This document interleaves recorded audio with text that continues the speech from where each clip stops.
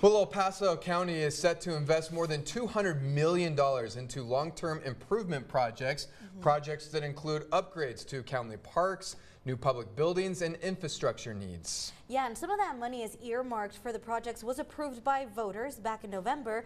Some of it wasn't. Our Diana Castillo gives us a closer look to the details where this money is going and how residents can track every step of it. Big projects are coming to El Paso County with even bigger price tags attached. $209 million are set to be spent. But where is that money coming from? $54 million will come from certificates of obligation, money the county can borrow without public vote. On Monday, commissioners voted to move forward with that debt, though the vote was not unanimous. Unless we're talking about something that's really an emergency and we don't have time to take it to the voters, those are the times that we need to consider issuing COs.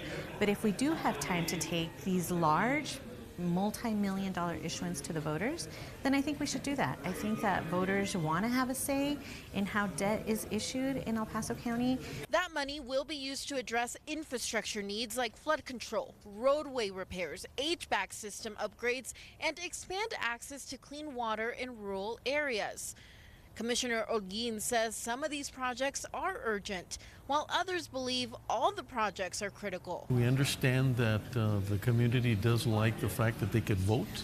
The problem is that it's going to take longer, and I think everyone sort of voiced the fact that we're here to make decisions, you know, and as long as it's not going to increase the tax, then we should be able to quickly make decisions. In addition, $155 million will be used to upgrade county parks, fund a new office of the medical examiner, and an animal shelter. Those projects were approved by voters back in November. Some of these projects are already in the design phase, with construction expected to begin later this year. And that's where transparency comes in.